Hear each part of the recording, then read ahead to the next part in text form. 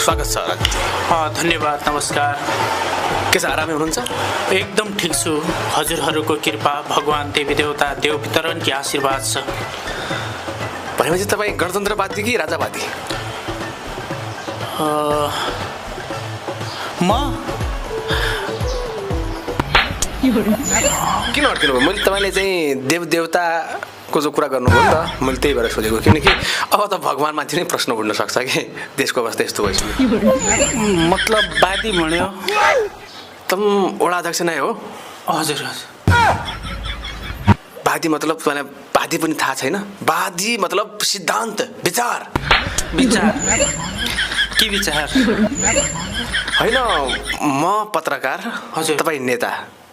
तर मलाई के लागिरहेको छ भनेपछि तपाईँको जुन हाउभाव हेर्दाखेरि।